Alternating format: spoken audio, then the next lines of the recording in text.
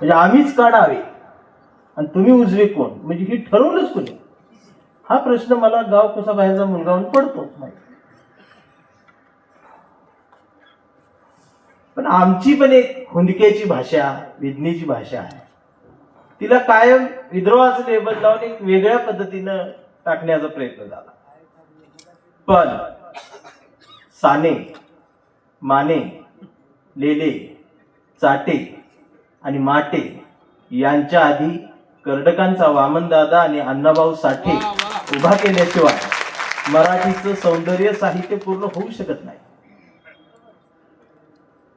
माझ्या कवितेच्या ओळी ज्या येतात की पाखरांच्या चोचीमधला घास व्हावी कविता, पहिला आणि शेवटचा श्वास व्हावी कविता, कोसळावेत थेंब भुईत मातीचा वास व्हावी कविता, उगवावा पिंपळ एक प्रवास व्हावी कविता, त्याच पिंपळाच्या सावलीला मानवतेचे गीत गाणारी बुद्ध व्हावी कविता, मी करावे पाखरांच्या हवालीतीला मग शुद्ध व्हावी कविता, हिंदूंच्या कंठामध्ये सलाम अलिकम सलाम व्हावी कविता, मुस्लिमांच्या भाळावरचा नाम व्हावी कविता, मंदिर मस्जिद बांधणाऱ्यांच्या कपाळाचा घाम व्हावी कविता, इंद्रायणी तरलेला तुकाराम व्हावी कविता, आणि या देशाच्या मातीत विज्ञान पेरणारी अब्दुल कलाम ही व्हावी कविता. ही सर्वांना सामावून घेणारी कविता ज्यावेळेला मी लिहितो त्यावेळेला मी खरं बोलतो. आणि हल्लीच्या वातावरणात खरं बोलले लोक मारतात.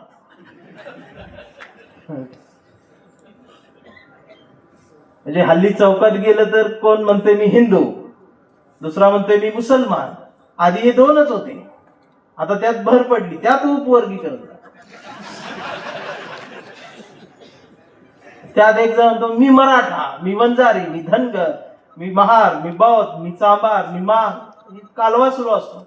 मग मी मध्ये जाऊन तिथं म्हणतो मी भारतीय, तर लगेच मारतात. म्हणतात हे नवीन काय आलं. मी म्हणतो मी जुना आहे, कडूनो मी जुना आहे, नवीन तुम्ही आहे. मग ते अजून मारतात. आता कडूनो ही काही शिवी नाही, ही महाराष्ट्रातलं प्रसिद्ध आडनाव आहे. असे शब्द वापरले की आम्हाला म्हणतात विद्रोही. असं थोडी, कडू हे किती प्रेमळ शब्द आहे. आणि हल्ली या महिन्यात ती फॉर्मला आहे. असं भारतीय म्हणले की भारतीयाला मारतात. मी रोज मार खातो. मी मार खाऊन खाऊनच काळा पडे. आवटेसर मी आधी गोराच होतो. भारतीय हा मारला जातो.